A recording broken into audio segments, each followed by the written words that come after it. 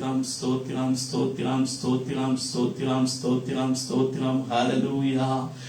இந்த காலவேளையிலே நாம் எல்லாம் கண்களை மூடி பயபக்தியோட தேவன் செய்த நன்மைகளை நினைத்து தேவனுக்கு முதலாவது நாம் நன்றி செலுத்துவோம். கடந்த 4 மாதங்கள் முழுவதும் தேவன் நம்மை கண்ணின் கருவிலை போல பாதுகாத்தார். அவர் நம்மை நடத்தினார். ஹல்லேலூயா. அவர் நம்முடைய நடத்தின விதங்கள் மிகவும் ஆச்சரியமானவைகள். அவர் நம்மை நடத்திய வழிகள் மிகவும் மேன்மையானவைகள். ஹல்லேலூயா, ஹல்லேலூயா, ஹல்லேலூயா. வழி இதுவே, இதிலே நடவுங்கள் என்று சொல்லி நம்மை சீரான பாதையிலே அவர் நம்மை நடத்தி வந்தார். எத்தனையோ சமயம் நடக்க முடியாத நேரங்களில் எல்லாம் அவர் நம்மை தோளில் சுமந்து கொண்டு வந்தார். அவர் நல்ல தகப்பனாய் நமக்கு இருந்தார். இந்த காலவெள்ள எல்லா கர்த்தரை ஸ்தோத்திரம் பண்ணுவோம். ஹல்லேலூயா. பிறந்த நாள் முதல் இந்த நாள் வரை எத்தனையோ நன்மைகள் செய்தீர். கடந்த நாள் முதல் இந்த நாள் வரை எத்தனையோ நன்மைகள் செய்தீர். ஐயா, எத்தனையோ நன்மைகள் செய்தீர். ஐயா, எத்தனையோ நன்மைகள் செய்தீர். அன்பின் தெய்வமே, என்னை நடத்தும் தெய்வமே, நன்றியோடு உம்மை பாடுவேன். நான் நன்றியோடு உம்மை பாடுவேன். அன்பின் தெய்வமே, என்னை நடத்தும் தெய்வமே, நன்றியோடு உம்மை பாடுவேன். நான் நன்றியோடு உம்மை பாடுவேன். வானத்திலும் பூமியிலும் சகல அதிகாரமற்ற எங்கள் கிருபையுள்ள நல்ல பிதாவே, கடந்த 4 மாதங்கள் முழுவதும் எங்களை கண்ணின் கருவியை போல பாதுகாத்தீர். நீர்களை நடத்தினீர். அதற்காக நாங்கள் உமக்கு நன்றி சொல்கிறோம்.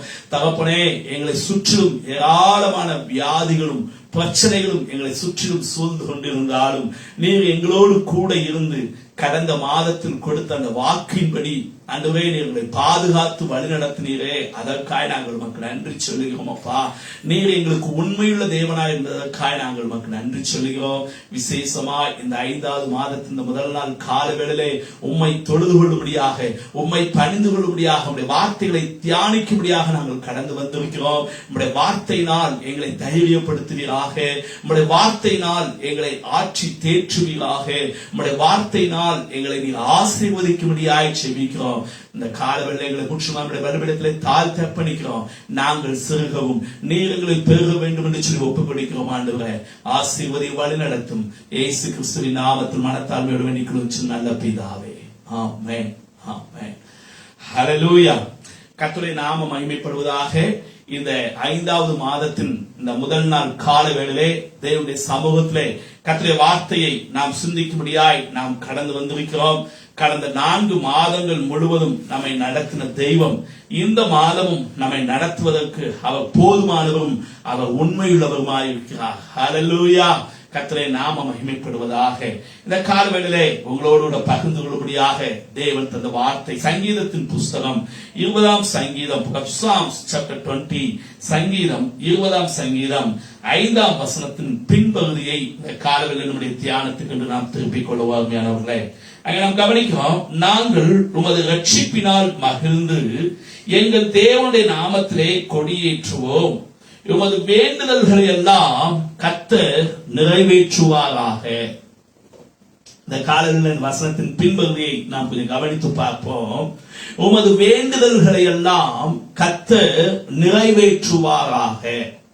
இந்த சங்கீதம் இதனுடைய பின்னணி என்ன என்று சொல்லி கவனிப்போமேயானால், தேவனை தொழுது கொள்ளும்படியாக, தேவனை ஆராதிப்பதற்காக, தேவனுக்கு பலி செலுத்தி தேவனோடு கூட ஒப்புரவாகும்படியாக தேவனுடைய ஆலயத்துக்கு வருகிற ஒவ்வொரு ஜனங்களும் அவர்கள் தங்களுடைய பலிகளை செலுத்தி தேவனை ஆராதித்து முடிக்கும் போது அங்கே தேவனுடைய சமூகத்தில் ஊழியம் செய்கிறார் ஆசாரியன் அந்த ஜனங்களை ஆசீர்வதித்து சொல்ல வேண்டிய ஒரு சங்கீதம் இந்த 20ஆம் சங்கீதம். அப்படி சொல்லும் போது அநேக காரியங்களை அங்கே அந்த ஆசாரியன் சொல்ல வேண்டும். இன்றைக்கு அதுல ஒரு முக்கியமான வசனத்தை இந்த காலவேளை உங்கள் முன்பதாக வைக்க முடியாது விரும்புகிறேன். இங்கே ஆசாரியன் சொல்லுகிறதை கொஞ்சம் கவனித்து பாருங்க. அவன் சொல்லுகிறான், உமது வேண்டுதல்களை எல்லாம் கர்த்தர் நிறைவேற்றுவாராக. அல்லேலூயா, கர்த்தருடைய நாமம் மகிமைப்படுவதாக. இங்கே எல்லாருடைய ஆலயத்துக்கு வந்து போகிற கடமைக்காக வந்து போகிற எல்லாருடைய வேண்டுதல்களையும் கர்த்தர் நிறைவேற்றுவாராக என்று சொல்லப்படவில்லை. எந்த ஒரு மனிதன் தேவனை நம்பி தேவனை விசுவாசித்து அவரையே சார்ந்து கொள்கிறானோ அவனுடைய வேண்டுதல்களுக்கு பதில் கிடைக்க வேண்டும் என்று சொல்லி இங்கே ஆசாரியன் சொல்லுகிறதை நாம் கவனித்து பார்க்கிறோம். அப்படியானால் ஒரு தேவனுடைய பிள்ளை அவனையும் ஜெபத்தையும் பிரிக்க முடியாது. ஒரு தேவனுடைய பிள்ளை ஒருவன் தேவனுடைய பிள்ளையா இருப்பான் என்று சொன்னால், ஒருவன் தேவனை சார்ந்து தேவனை நம்பி வாழ்கிறவனாய் இருப்பான் என்று சொன்னால் அவன் ஜெபிக்கிறவனாய் இருப்பான். ஹல்லேலூயா, கர்த்தருடைய நாமம் மகிமைப்படுவதாக.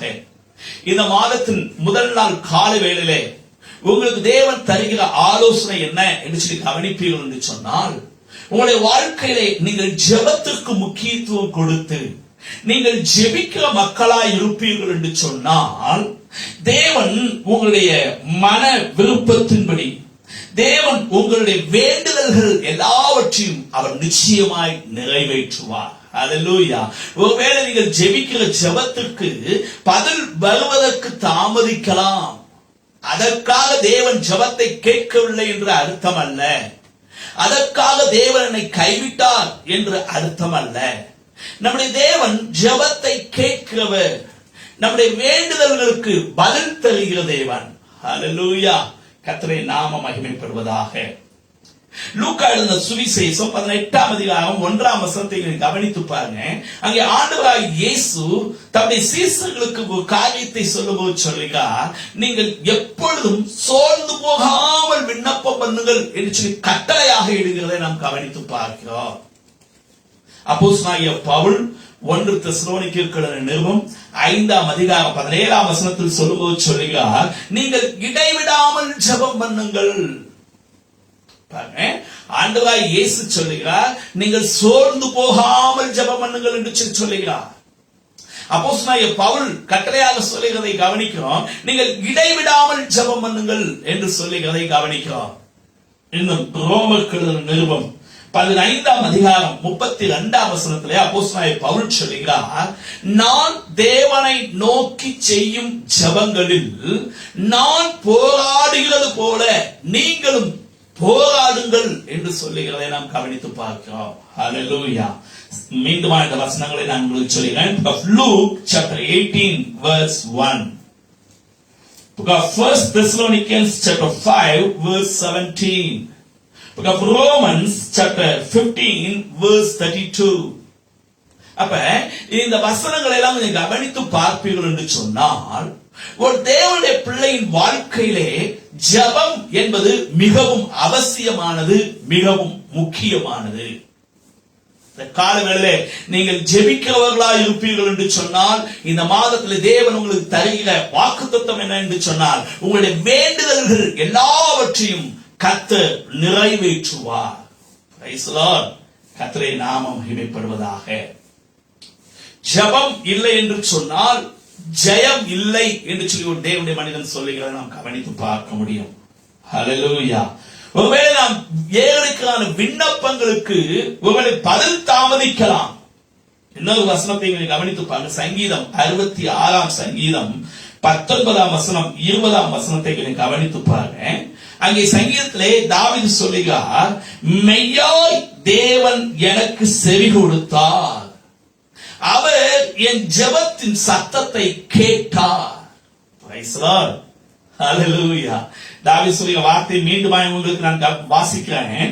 மெய்யாய் தேவன் எனக்கு செவி கொடுத்தார், என் ஜெபத்தின் சத்தத்தை அவர் கேட்டார். நம்முடைய தேவன் நாம் ஜெபிக்கிற ஜெபத்தை கேட்கிற தேவன் மாத்திரமல்ல, அவர் நாம் ஜெபிக்கும் போது நம்முடைய ஜெபங்களுக்கு பதில் தருகிற தேவன். அவன் ஆகினால்தான் அந்த ஆசாரியன் சொல்லும்போது சொல்கிறான், உங்கள் வேண்டுதல்களை எல்லாம் கர்த்தர் நிறைவேற்றுவாராக. இன்னைக்கு இன்றைக்கு உலக மனிதர்களை தேடி ஒரு காரியத்தை நாம் சொல்லுவோமே, ஆனால் பெட்டிஷன் கொடுங்க அப்படின்னு சொல்லுவாங்க, மனு கொடுங்க அப்படின்னு சொல்லுவாங்க. ஆனா அந்த மனுவை வாங்கி படிச்சு கூட பார்க்க மாட்டாங்க, தூக்கி போட்டுருவாங்க. சில கேட்டுக்கிடுவாங்க, ஆனா ஒண்ணும் செய்ய மாட்டாங்க. ஆனால் நம்முடைய தேவன் அப்படி அல்ல. நாம் ஏறெடுக்கான விண்ணப்பங்களை, நாம் ஏறெடுக்கான வேண்டுதல்களை அவர் கேட்கிறவர் மாத்திரமல்ல, அதை பகிர்ந்தறிகிறவரும் நிறைவேற்றுகிற தேவனுமாயிருக்கிறார். ஹல்லேலூயா. கர்த்தரின் நாமம் மகிமைப்படுவதாக. இன்னொரு வசனத்தை நீங்க கவனித்து பாருங்க. 20ஆம் வசனத்திலே, சங்கீதம் 66:20, chapter 66 verse 20, அங்கே தாவீது சொல்கிற காரியத்தை நீங்க கவனித்து பாருங்க.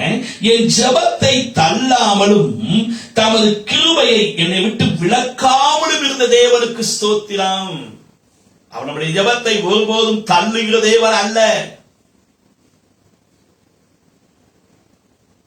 அவர் நம்முடைய ஜெபத்தை கேட்கிறவர்.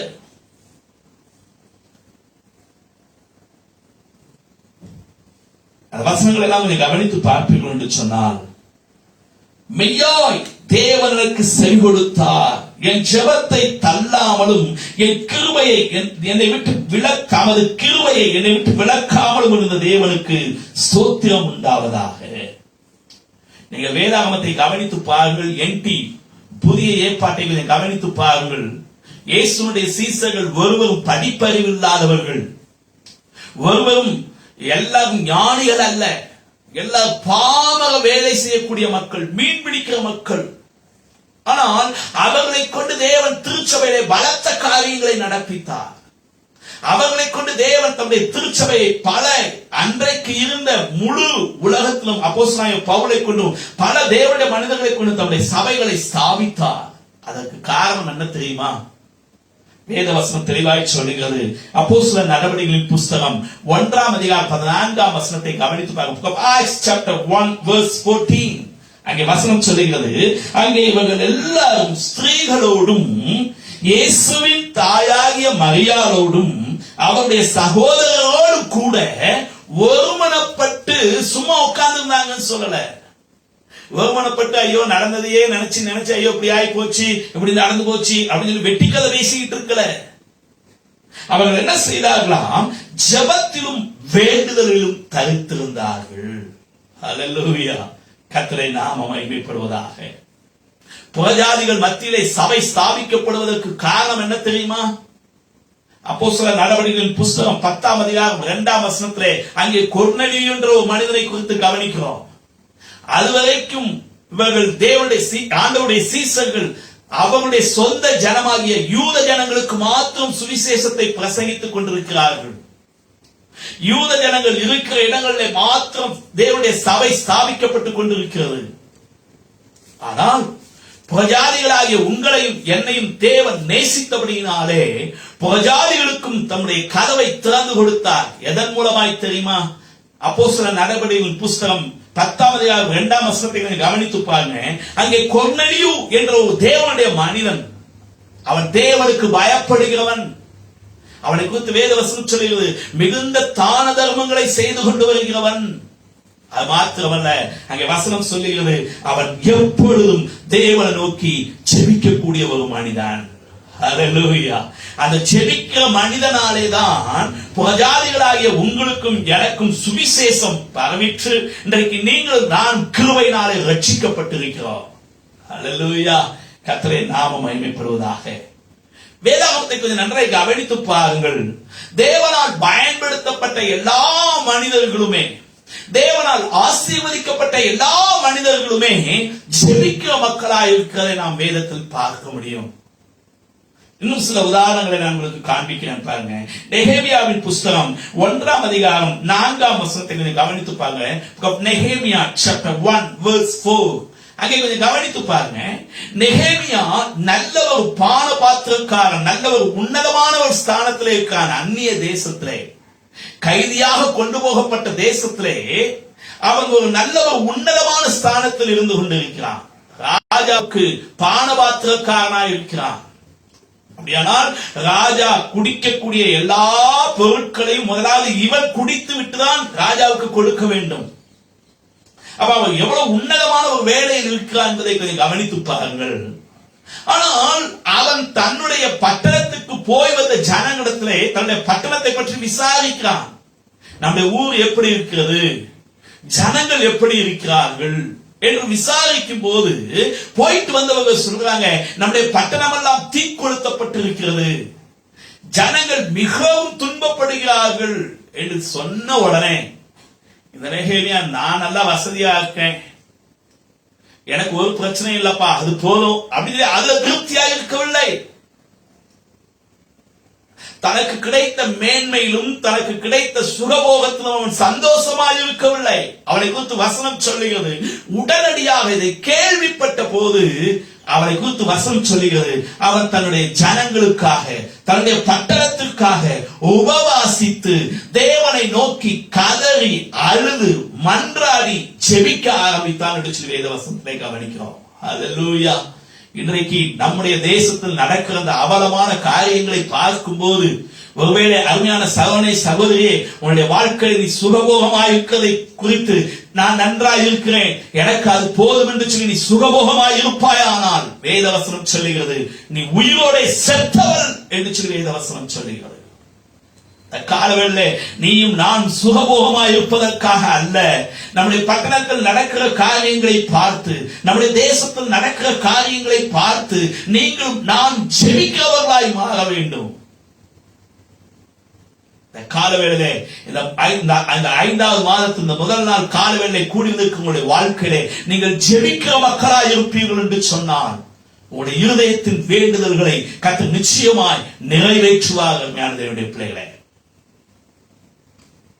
இன்னொரு மனிதனை குறித்து நான் உங்களுக்கு காண்பிக்கிறேன். எஸ்ராவின் புத்தகத்தை நீங்க கவனித்து பாருங்க. இந்த எஸ்ரா இவன் ஒரு நல்ல ஒரு உன்னதமான ஸ்திதியில உன்னதமான ஒரு இடத்துல இருக்கிறான், ஒரு ஆசாரியன்.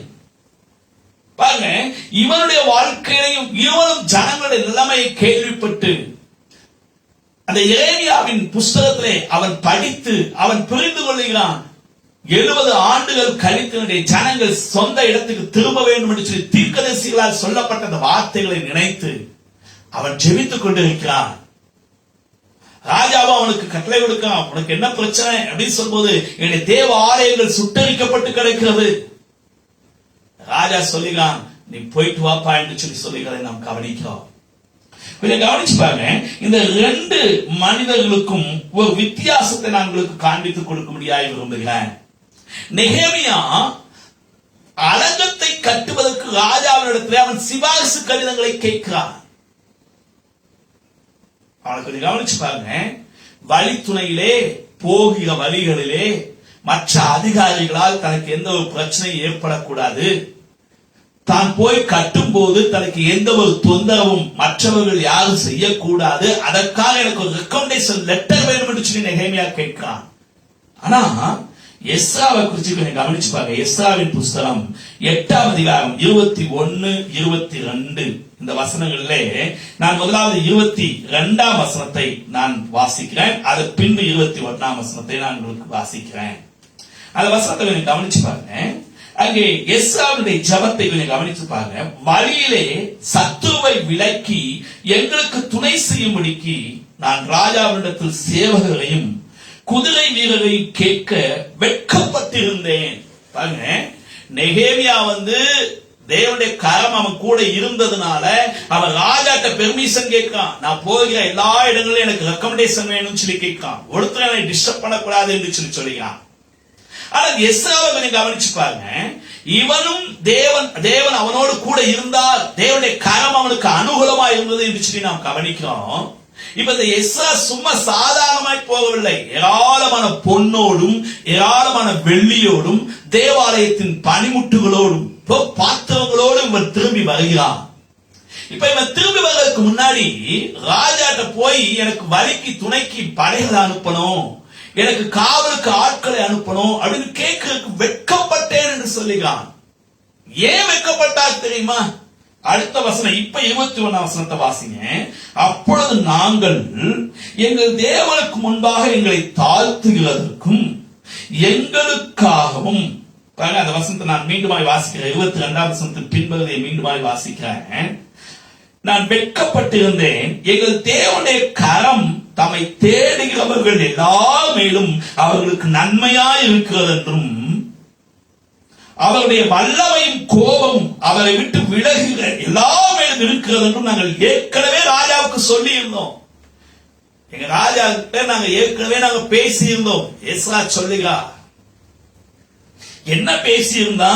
அவன் சொல்ல, தேவனுடைய கற்பனைகளை கை கொண்டு நடக்கிறவர்களுக்கு, கர்த்தரை தேடுகிறவர்களுக்கு அவருடைய கரம் நன்மையாயிருக்கிறது. ஏற்கனவே நாங்க ராஜாட்ட சொல்லி இருந்தோம்.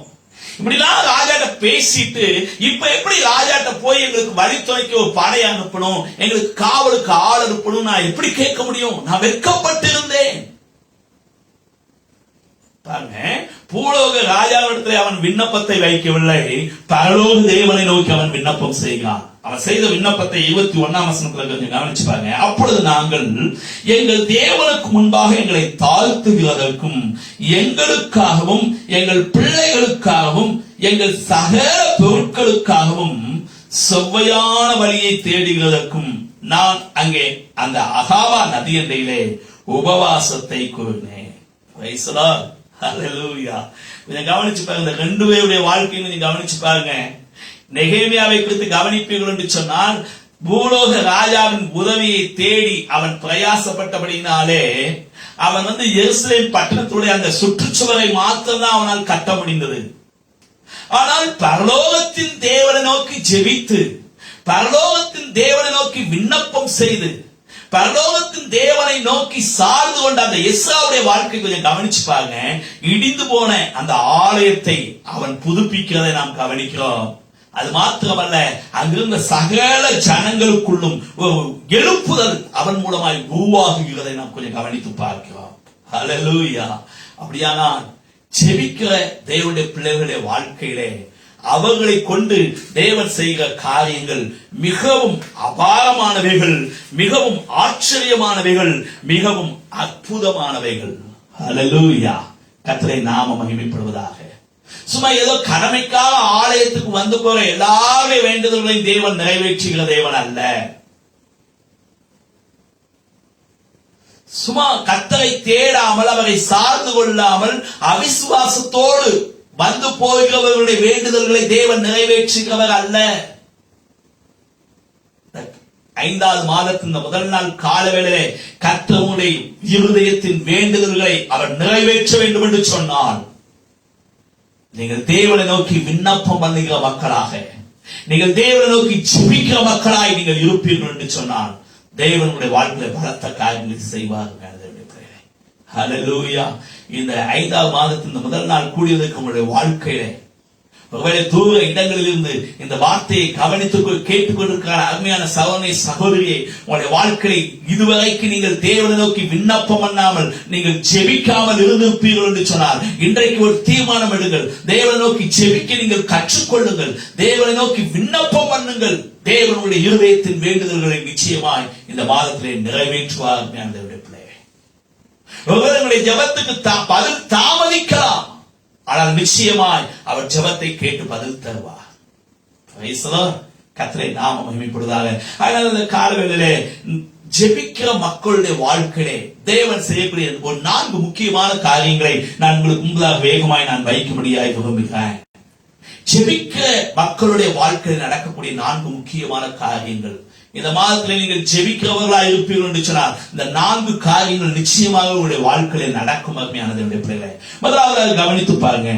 சங்கீதங்களின் புஸ்தகம் 6ஆம் அதிகாரம், Psalms chapter 6 verse 8 to 10. சங்கீதம் 6ஆம் அதிகாரம் 8 முதல் 10 வரை உள்ள வசனங்களை நான் உங்களுக்காக வாசிக்கிறேன். அங்கே தாவீது சொல்லிய வார்த்தை கொஞ்சம் கவனிச்சு பாருங்க. 6ஆம் வசனத்திலிருந்தே வாசிக்கலாம். என் பெருமூச்சினால் இளைத்து போனேன், ராம் முழுவதும் என் கண்ணீரால் என் படுக்கையை மிகவும் ஈரமாக்கி என் கட்டிலை நனைக்கிறேன். துயரத்தினால் என் கண்கள் குழி விழுந்து போயிற்று, என் சத்துருக்கள் அனைவர் நிமித்தமும் மங்கி போயிற்று. அக்கிரமக்காரரே, நீங்கள் என்னை விட்டு அகன்று போங்கள். கர்த்தர் என் அழுகையின் சத்தத்தை கேட்டார். கர்த்தர் என் விண்ணப்பத்தை கேட்டார். கர்த்தர் என் ஜெபத்தை ஏற்றுக்கொள்ளுவார். என் பகைஞர் எல்லாரும் வெட்கி மிகவும் கலங்கி போவார்கள். அவர்கள் பின்னாக திரும்பி சகதியில் வெட்கப்பட்டு போவார்கள். இந்த மாதத்தின் முதல் நாள் கால வேளையிலே தேவன் உங்களுடைய வாழ்க்கையிலே உங்களை சுற்றிலும் இருக்கிற சத்துருக்களுக்கு முன்பதாக உங்களுடைய தலைகளை உயர்த்தி உங்கள் சத்துருக்களை வெட்கப்பட்டு போகும்படியாய் செய்ய வேண்டும் என்று சொன்னார். ஒருவேளை நீங்க யோசிக்கலாம், ஐயோ எனக்கு விரோதமா இவ்வளவு பெரிய கூட்டம் எழுப்பி இருக்கிறாங்களே, நான் நினைச்சேன் இவங்க தான் எனக்கு உதவியா இருப்பாங்க நினைச்சேன், இவங்க கூட எனக்கு விரோதமாய் தீமை செய்கிறார்களே என்று நீ புலம்பிக் கொண்டிருக்கலாம்.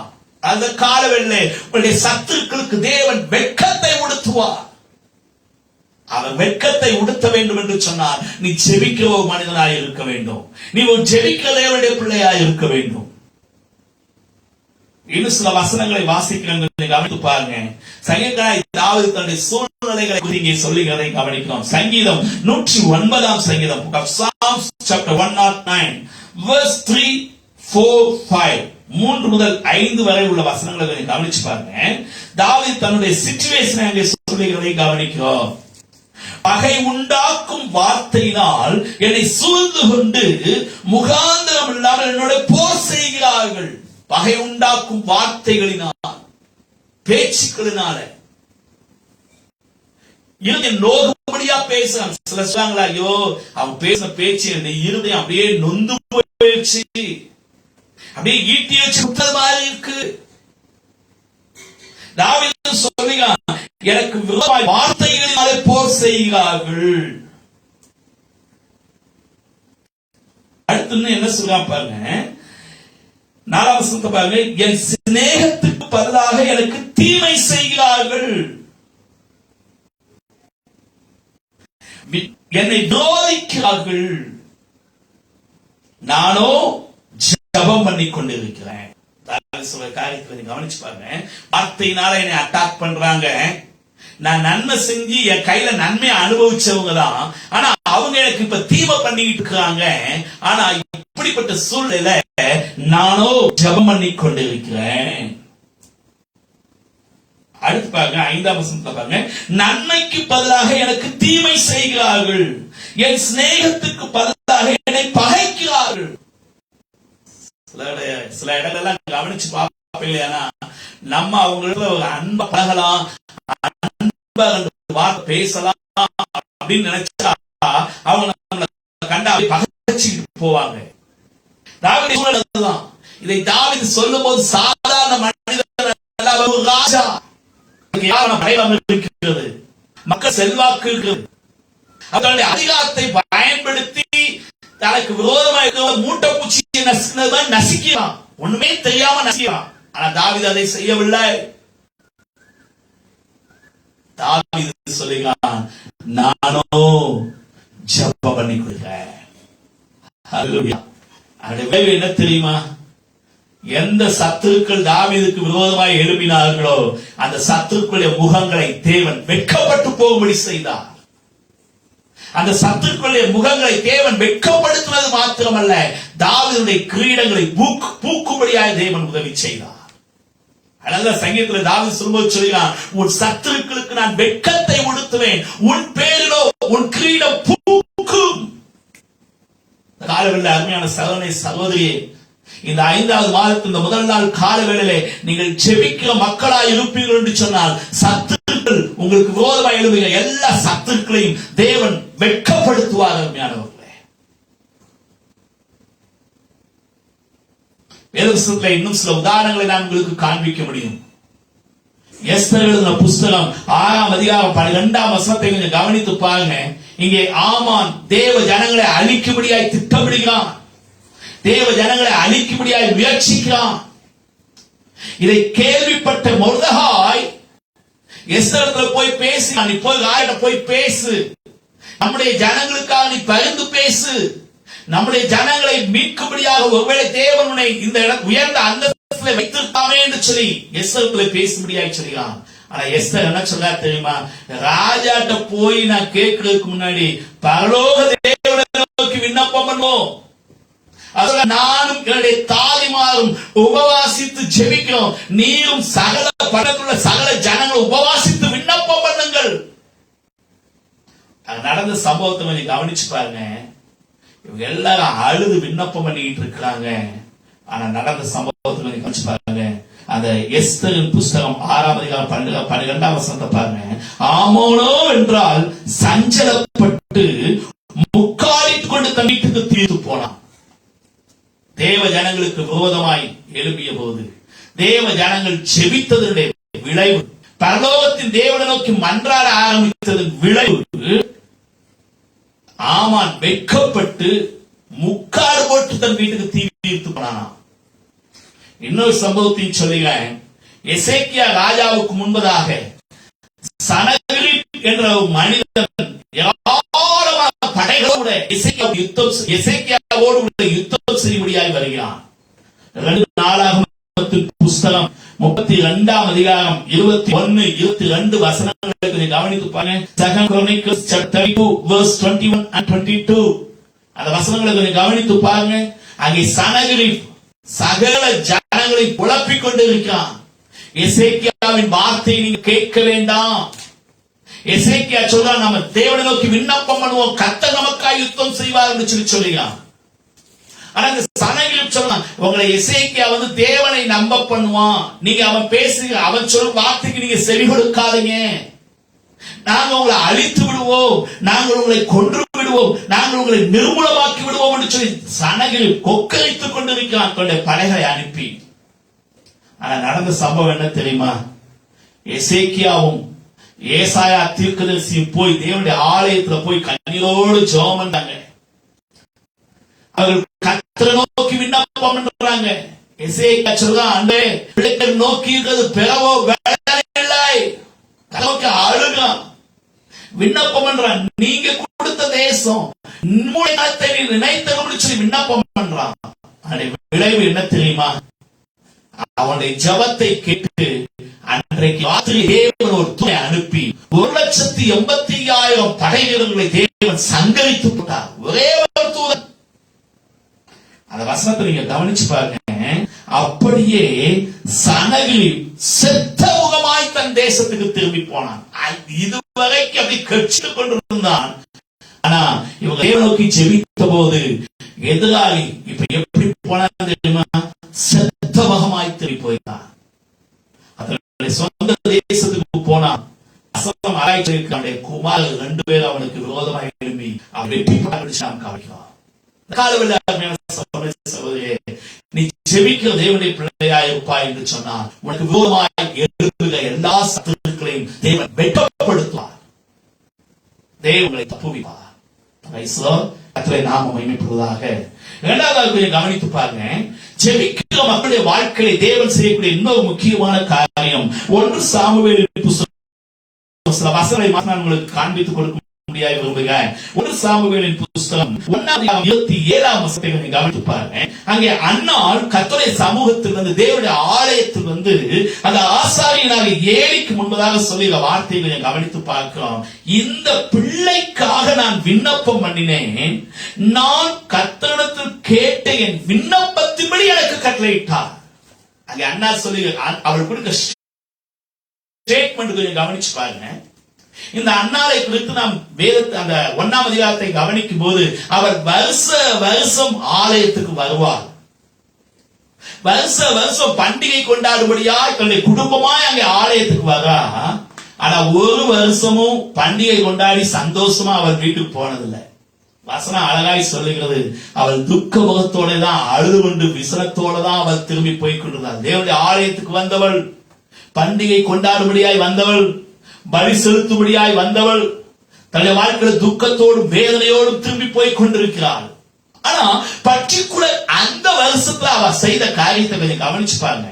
அவ சும்மா பண்டிகை கொண்டாடுவதற்காக ஆலயத்துக்கு வரல. அவ சும்மா மகிழ்ந்து சந்தோஷமா என்ஜாய்மெண்ட் பண்றதுக்காக ஆலயத்துக்கு வரல. அப்படிதான் அவ முதல்ல வந்தா. ஆனா அவள் தனக்கு இருந்த மன கிளேசத்தின் நிமித்தம் வசனம் அழகாய் சொல்கிறது, அவள் தேவனை நோக்கி விண்ணப்பம் பண்ண ஆரம்பிக்கிறார். தேவனுடைய ஆலயத்திற்குள்ளே போய் நீங்க கூட பண்டிகை கிறிஸ்தவர்களை போல கிறிஸ்துமஸுக்கும் புது வருஷத்துக்கும் குட் ஃப்ரைடேக்கும் ஈஸ்டருக்கும் நீங்க ஆலயத்துக்கு போவீர்களே ஆனால் உங்களுடைய விண்ணப்பங்கள் தேவன் பதில் கொடுக்க மாட்டார்.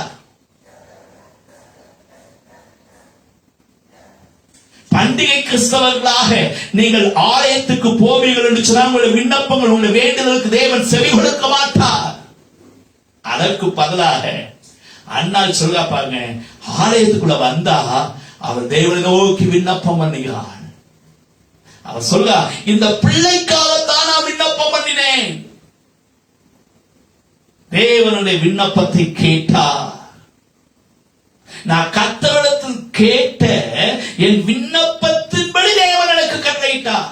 அல்லேலூயா. அப்ப ஜெபிக்கிற மக்களுடைய வாழ்க்கையிலே தேவன் புத்திர வாக்கியத்தை கட்டளையிடுவார். ஹல்லேலூயா, ஹல்லேலூயா. இந்த காலவேளையிலே இந்த மாதத்தின் முதல் நாளிலே கூடி வந்திருக்கிற அருமையான தேவனுடைய பிள்ளையே, உங்களுடைய வாழ்க்கையிலே ஒருவேளை மலட்டு தன்மைகள் இருக்குமேயானால் தேவனை நோக்கி நீங்கள் விண்ணப்பம் பண்ணும் போது தேவன் உங்களுடைய குடும்பத்திற்கான மலட்டு தன்மை தேவன் மாற்றுவார். சபையில் உள்ள ஒவ்வொரு குடும்பங்களுக்காக நாங்கள் ஜெபிக்கிறோம். வேத வசனம் சொல்லுகிறது, உனக்குள்ளே ஆணிலாகிலும் பெண்ணிலாகிலும் ஒன்றும் மலடாய் இருப்பது இல்லை என்று சொன்ன அந்த வார்த்தையின்படி ஆண்டவரே, சபைக்குள்ள இருக்கிற எல்லா குடும்பங்களுக்கும் புத்திர வாக்கியத்தை தாரும் என்று சொல்லி நாங்கள் ஜெபிக்கிறோம். ஜெபத்தை கேட்டு எத்தனையோ குடும்பங்களுக்கு தேவன் புத்திர வாக்கியத்தை தந்திருக்கிறார். Price the Lord. கர்த்தருடைய நாமம் மகிமைப்படுவதாக.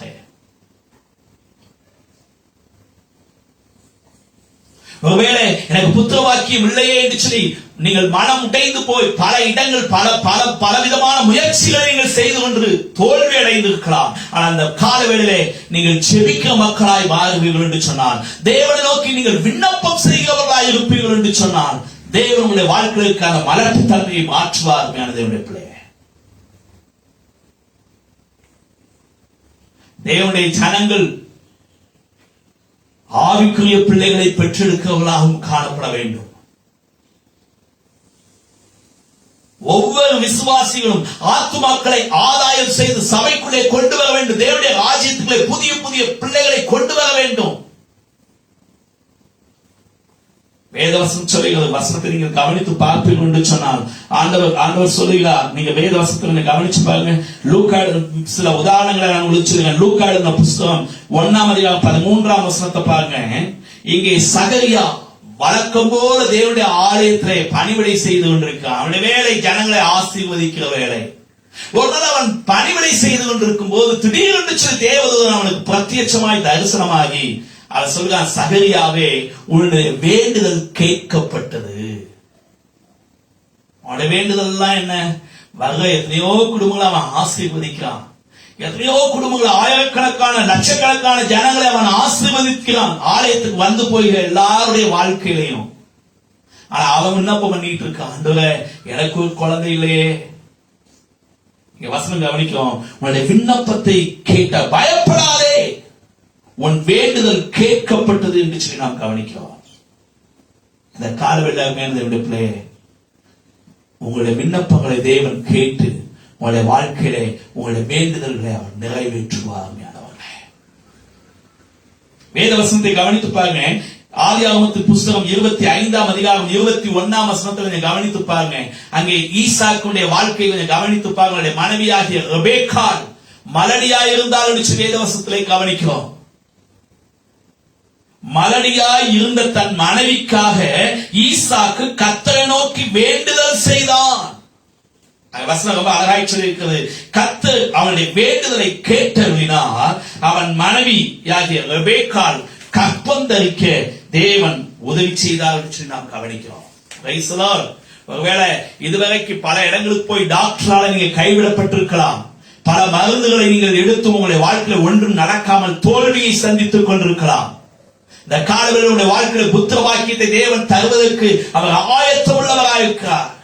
கற்பத்தின் கனி அவரால் கிடைக்கும் பலன் என்று சொல்லி நாம் கவனிக்கிறோம். அவரை நோக்கி விண்ணப்பம் பண்ணுவீர்கள் என்று சொன்னார் மலடி என்ற நிந்தையை தேவன் உங்களை விட்டு நீக்குவார். ஹல்லேலூயா. எசேக்கியேல் தீர்க்கதரிசனத்தின் புத்தகம் 36ஆம் அதிகாரம் 37ஆம் வசனத்தை நீங்க கவனித்து பாருங்க. அங்கே ஆண்டவர் சொல்லுகிறார், மந்தை பெருகுவது போல நான் உங்களில் மனுஷரை பெருக பண்ணுவேன். ஆவிக்குரிய தேவனுடைய பிள்ளைகளை நீங்கள் நானும் பெற்றெடுக்க வேண்டும் என்று சொன்னார். சும்மா ஏதோ போய் சுவிசேஷத்தை சொன்னா ரட்சிக்கப்பட மாட்டாங்க. நீங்க சுவிசேஷத்தை சொல்லுவதற்கு முதல் அவர்களுக்காய் விண்ணப்பம் பண்ணுங்கள், ஜெபம் பண்ணுங்க. ஆண்டவர் சொன்னாரு, இதை நான் செய்யும்படிக்கு என்னை நோக்கி விண்ணப்பம் பண்ணுங்கள். அருமையான சகோதரனே சகோதரியே, இந்த காலையில் நம்முடைய வாழ்க்கையிலே ஆத்துமாக்களை ஆதாயம் செய்ய வேண்டும் என்ற ஒரு வாஞ்சியோட ஆத்துமாக்களுக்காக விண்ணப்பம் செய்கிறவர்களாய் மாறுங்கள். நீங்கள் விண்ணப்பம் பண்ணுவீர்கள் என்று சொன்னார், நீங்கள் ஜெபிக்கிற மக்களாய் இருப்பீர்கள் என்று சொன்னார், தேவன் உங்களுடைய வாழ்க்கையிலே புத்திர வாக்கியத்தை கட்டளையிடுவார். ஹல்லேலூயா. கர்த்தரை நாமம் மகிமைப்படுத்துவார். தேவனை நோக்கி விண்ணப்பம் பண்ணுங்க. நடந்த ஒரு சம்பவத்தை நான் உங்களுக்கு சொல்லி நான் முடிக்கிறேன். ஒரு சமயம் இஸ்ரவேல் தேசத்தை சுற்றி பார்க்கும்படியாக நம்முடைய சென்னை பட்டணத்திலிருந்து ஒரு தேவனுடைய மனிதன் அங்கே போயிருந்தார். இஸ்ரவேல் அந்த தேவனுடைய ஆலயத்தை சுற்றி பார்த்து கொண்டிருக்கும் போது அதே சென்னையில் இருந்து பிராமண குடும்பத்தை சேர்ந்த சில குடும்பங்கள் அங்கே சுற்றி பார்க்கும்படியாக வந்திருந்தார்கள். அப்ப அந்த வேலையில இந்த ஊழியக்காரர் அவர்களை பார்த்து கேட்டாராம், நீங்க சென்னையில பிரபலமான இந்த பிராமண குடும்பத்தை சேர்ந்தவர்கள் அல்லவா, உங்களுக்கு என்ன இங்க வேலை, நீங்க எதுக்காக இங்க வந்தீங்க, நீங்க எதுக்கு இந்த ஆலயத்துக்கு வந்தீங்க அப்படின்னு சொல்லி கேட்டப்ப அவர் சிரிச்சுக்கிட்டே சொன்னாராம், பல ஆண்டுகளாக எனக்கு திருமணமாகி பிள்ளைகளே இல்லை, ஆனா இன்றைக்கு இந்த தேவனுடைய ஆலயத்துல வந்து நான் மன்றாடி ஜெபம் பண்ணிட்டு போயிடணும், அதுல இருந்து வருஷம் எனக்கு தேவன் ஒரு ஆண் பிள்ளையை தேவன் தந்திருக்கிறார். ஆகினாலதான் நாங்க இந்த ஆலயத்துல வந்து விண்ணப்பம் பண்ணினோம். இன்றைக்கும் தேவன் இங்க இருக்கிறார், தேவன் ஜெபத்தை கேட்டு பதில் கொடுத்து கொண்டிருக்கிறார் என்று சொல்லி அந்த பிராமணனுடைய வாயினாலே சொன்னான். ஹல்லேலூயா. கர்த்தரை நாம மகிமைப்படுவதாக. இப்படி நடப்பதற்கு காரணம் என்ன தெரியுமா? நீங்கள் 2 நாளாகமத்தின் புத்தகம் 6ஆம் அதிகாரத்தை கவனிப்பீர்கள் என்று சொன்னார். அங்கே ராஜாவாகிய சாலமோன் அந்த தேவனுடைய ஆலயத்தை கட்டி முடித்து அவன் ஜெபிக்கும் போது அவன் ஜெபம் பண்ணுகிறான். அவன் என்ன ஜெபம் பண்றான் தெரியுமா? ஆண்டவரே, அறியாத புறஜாதிகள் இந்த ஆலயத்துக்குள்ள வந்து உமக்கு நேராக கையை நீ விரித்து மன்றாடுவார்களே, ஆனால் அவங்க என்ன காரணத்துக்காக ஜெபிக்கிறாங்களோ அந்த ஜெபத்தை கேட்டு நீ பதில் கொடுக்க வேண்டும் என்று சொல்லி அன்னைக்கு சாலமோன் ராஜா ஜெபித்தார். பாருங்க, அன்றைக்கு ஆண்டவர் சொன்னார், உன்னுடைய ஜெபத்தை கேட்டேன், என்னுடைய கண்கள் இங்கே பதிக்கப்பட்டிருக்கும், யாரெல்லாம் இங்க வந்து ஜெபிக்கிறார்களோ ஜெபத்துக்கு நான் பதில் தருவேன் என்று சொன்ன தேவன் இன்றைக்கும் அவர் ஜீவிக்கிறார். இன்றைக்கு அங்க போய் யாரெல்லாம் விண்ணப்பம் பண்ணுகிறார்களோ அவருடைய இருதயத்தின் வேண்டுதலை நிறைவேற்றிக் கொண்டிருக்கிறார். ஹல்லேலூயா. கர்த்தரை நாமம் மகிமைப்படுவதாக. நீங்கள் ஜெபிக்கிறவர்களாக இருப்பீர்கள். அந்த மாதம் முழுவதும் ஜெபத்துக்கு முக்கியத்துவம் கொடுங்க. உங்களுடைய வாழ்க்கையில் நல்ல ஜெப நேரத்தை ஒதுக்கி ஜெபிக்க பழகுங்கள். தேவனோடு ஜெபத்தில் நேரத்தை செலவு செய்வீர்கள் என்று சொன்னார். இந்த மாதம் சொன்ன இந்த வார்த்தை மனப்பெயலாம் உங்களுடைய வேண்டல்களை எல்லாம் நிச்சயமாய் நிறைவேற்றுவார். ஹல்லேலூயா. கர்த்தரை நாமம் மகிமைப்படுவதாக. கால்களை நாம் ஜெபிப்போம்.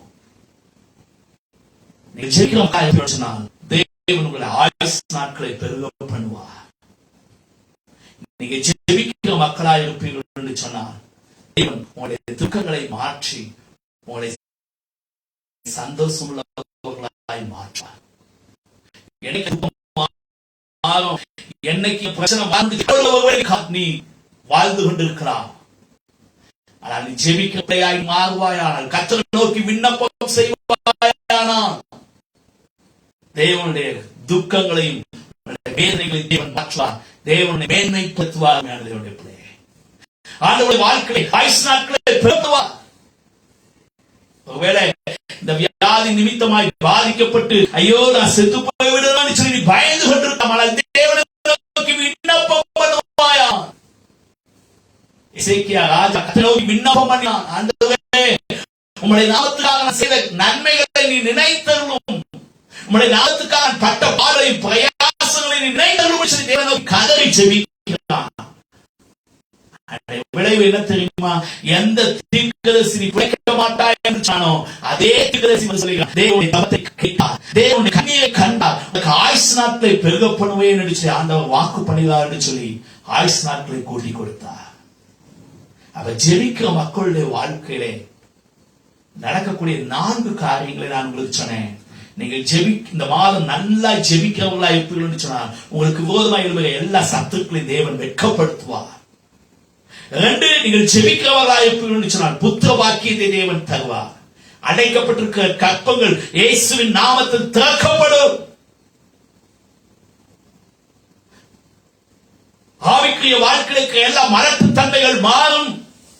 தேவன் உங்களை ஆத்துமாக்களை ஆதாயப்படுத்துகிறவர்களாய் மாற்றுவார். நீங்கள் ஜெபிக்கிற மக்களாய் இருப்பீர்கள் என்று சொன்னால் உங்கள் ஆயுசு நாட்களை தேவன் பெருக பண்ணுவார். நீங்கள் ஜெபிக்கிற மக்களாய் இருப்பீர்கள் என்று சொன்னால் தேவன் உங்களை கனப்படுத்துவார். யாபேஸ் ஜெபம் என்ற ஆண்டவரே, என்னுடைய எல்லையை பெரிதாக்கும், தீங்கு என்னை தொடரக்கூடாது, கரமனோடு கூட இருக்க வேண்டும் சொல்லி ஜெபிக்கிறான். வேதவசனம் சொல்லி இருக்கிறது, தேவன் அவனுடைய ஜபத்தை கேட்டு அவனை ஆசீர்வதித்தார். வேதவசனம் சொல்லி அவன் சகோதரர்கள் எல்லாரை காட்டிலும் தேவன் அவனை மேன்மைப்படுத்தினார். அவன் வாழ்க்கை துக்கமாயிருந்தது, ஆனால் அந்த துக்கத்தை மாற்றியது மாத்திரமல்ல, தேவன் அவனை மேன்மைப்படுத்தினார். அந்த தேவன் இன்றைக்கும் ஜீவிக்கிறார். இந்த காலையில் நம்ம எல்லா கண்மூடிதான் ஜெபிப்போம். ஹல்லேலூயா. இன்றைக்கு நம்ம ஒப்புக் கொடுப்போம். ஆண்டவரே, உம்மை நோக்கி விண்ணப்பம் செய்கிற ஒரு மனிதனாக, உம்மை நோக்கி விண்ணப்பம் செய்கிற ஒரு மனுஷியாக என்னை ஒப்புக் கொடுக்கிறேன் ஆண்டவரே. என்னுடைய வாழ்க்கையை ஜெப ஆவியை அதிகமாய் ஊற்றும் ஆண்டவரே. ஒரு கண்ணீரின் ஆவியினாலும் ஒரு மன்றாட்டின் ஆவியினாலும் என்னை நிரப்பும் ஆண்டவரே. விண்ணப்பத்தின் ஆவியினால் என்னை நிரப்பும் ஆண்டவரே. Thank you, Jesus. Rimana mashantala di kabala baudi kabala boshantala. Rimana di kantala tirala baudi kabala boshadara taramana baudi kantala. வானத்திலும் பூமியிலும் சகல அதிகாரமற்ற எங்கள் கிருபையுள்ள நல்ல பிதாவே, இந்த ஆசீர்வதிக்கப்பட்டதான கால வேளைக்காய் நாங்கள் உமக்கு நன்றி சொல்கிறோம். இந்த கால வேளையிலே தகப்பனே, இந்த மாதத்திலே யார் யாரெல்லாம் உம்முடைய வசனத்துக்கு கீழ்ப்படிந்து ஆண்டவரே ஜெபத்திலே அதிகமாய் தங்களுடைய நேரத்தை செலவு செய்கிறார்களோ, யார் யாரெல்லாம் உம்மை நோக்கி விண்ணப்பம் பண்ணுகிறார்களோ, அவருடைய வாழ்க்கையிலே அவருடைய சத்துருக்களை நீ வெட்கப்படுத்துவீராக, அவருடைய சத்துருக்கள் முறிந்து விடுவார்களாக. தாவீது சொன்னது போல நாங்களோ எழுந்து நிமிர்ந்து நிற்கிறோம் என்று சொன்னது போல பிள்ளைடைய வாழ்க்கை ஆண்டவரே எழுந்து நிமிர்ந்து நிற்கத்தக்கதாக ஒரு வெற்றியுள்ள வாழ்க்கையாய் மாறுவதாக. ஒருவேளை பிள்ளைகள் அற்றவர்களாய் இருப்பார்களே, ஆனால் உம்மை நோக்கி விண்ணப்பம் பண்ணும் போது தேவன் தாமே அவருடைய விண்ணப்பத்தை அவருடைய விண்ணப்பத்தை நீ கேட்டு அவருடைய வாழ்க்கையில புத்திர வாக்கியங்களை நீ கட்டளையிடுவீராக. நீர் அற்புதங்களை செய்யும் ஆண்டவரே. உம்முடைய வல்லமை வெளிப்படுவதாக. நீர் ஆளுகை செய்யும் அதுவே. வியாதி நிமித்தமாய், பலவீனத்து நிமித்தமாய், மரணத்தை கண்டு பயந்து உம்மை நோக்கி விண்ணப்பம் பண்ணுவார்களே, ஆனால் அவருடைய ஜெபத்தை கேட்டு அவருடைய ஆயுசு நாட்களை நீ பெருக பண்ணுவீராக. தங்களுடைய துக்கம் நீங்கும்படியாக, தங்களுடைய வேதனைகள் நீங்கும்படியாக ஆண்டவரே என்னை கனம் பண்ண வேண்டும் என்று சொல்லி யாரெல்லாம் விண்ணப்பம் பண்ணுகிறார்களோ அவருடைய வாழ்க்கையை அவர்களை கனம் பண்ணுவீராக. துக்கங்களை மாற்றும் ஆண்டவரே. உங்கள் துக்கம் சந்தோஷமாய் மாறும் என்று சொல்ற வார்த்தையின்படி அவருடைய துக்கங்களை சந்தோஷமாய் மாற்றி அவர்களை மகிழ்ச்சியினால் நிரப்புவீராக. ஒவ்வொருவரும் நோக்கி ஜெபிக்கிற மக்களாய் மாற்றும் ஆண்டவரே.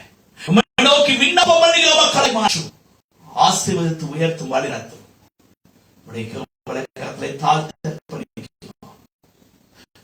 மன விருப்பங்களை நிறைவேற்றுவீராக. வேண்டுதல்கள் எல்லாவற்றையும் நிறைவேற்றுவீராக. ஆசீர்வதித்து இயேசு கிறிஸ்துவின் நாமத்தில் மனத்தால் வேண்டிக் நல்ல பிதாவே. ஆமென், ஆமென். என் ஆத்மாவே கர்த்தரை ஸ்தோத்திரி, என் முழு உள்ளமையோட பரிசுத்த நாமத்தை ஸ்தோத்திரி. என் ஆத்மாவே கர்த்தரை ஸ்தோத்திரி, கர்த்தர் செய்த